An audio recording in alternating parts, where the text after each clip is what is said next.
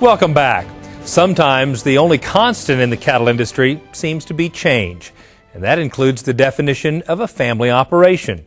That can be good news, especially when family members bring in new skills and perspectives.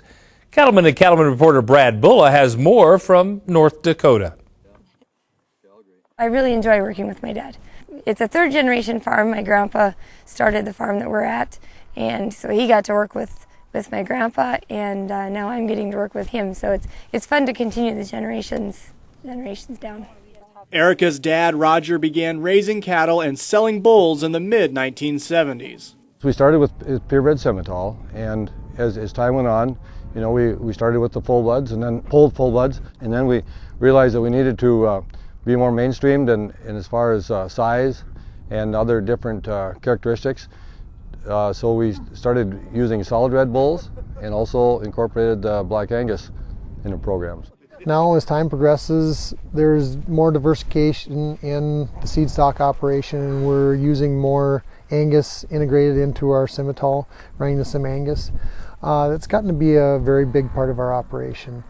The cross is just exceptional. I mean, it makes tremendous females, and the carcass merit is just phenomenal also. So I mean, that's probably the most unique part of this operation. North Dakota has a reputation for hardy, winter-resistant cattle, but Erika says her state is getting known for its progressive cattlemen and women, especially when it comes to their focus on genetics.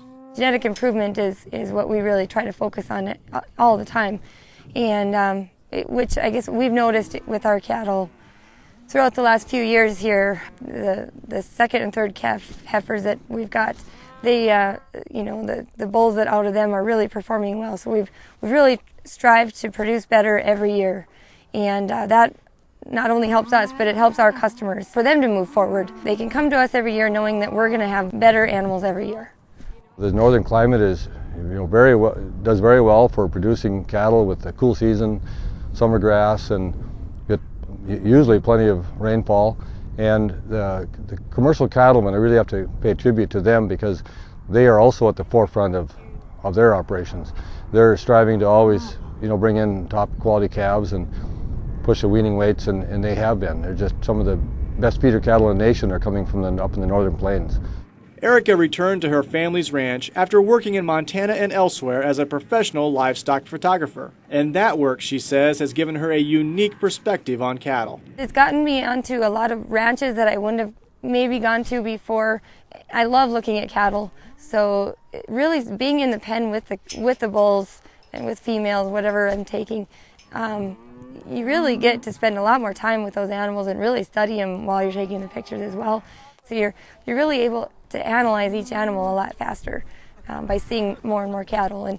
And I think a lot of us, we get busy with our own operations, and we don't get off the ranch and go see other people's operations enough. We try to do it as much as we can, but still there's not a lot of time. So by going into being hired to come to these places, I was able to see a lot of cattle. Getting to look at a wide variety of cattle has added to Erika's high expectation for her own animals. Her training in photography and other media has also helped greatly with the ranch's marketing efforts. She's been an excellent addition to have back around here and helping with things and running, the cattle operation, because she's very good in the marketing, computer skills, second to none.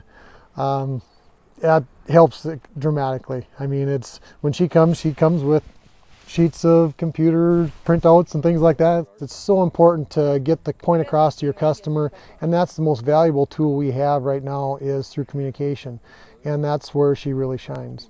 Plus, she's out riding pastures every day and checking cattle, and I don't know how she gets it all done, but she's everywhere. Those marketing skills are also coming to play on the internet, where the Kenners list information about their bulls. We do an online sale during our bull sale, and we always like to have everyone come to the sale. We enjoy interacting with them and getting to know them.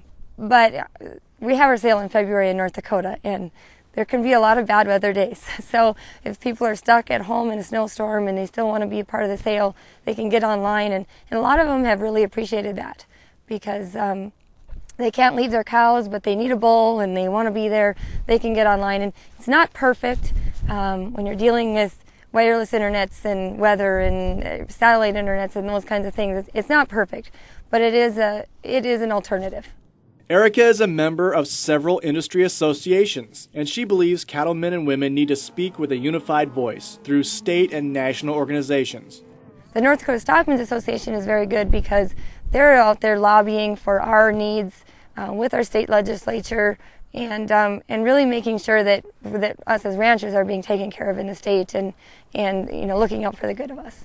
NCBA is important as well because, similarly, because of the same reason as North Dakota Stockmen Association, NCBA is very important because they are out there fighting for the ranchers' needs. Their work in Washington is very beneficial to everybody across the nation. They're really watching out for the betterment of our operations and to make sure that the right policies are being put in place for our benefit.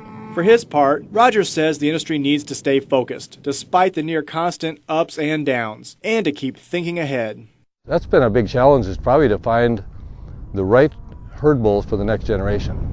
And you can look at all the data and do all the planning you want to, but you buy their bulls and use them, and they still have to work out. And some work out very well, and some don't. And sometimes you end up spending a lot of money on big herd bulls or a donor cow, and they simply don't work.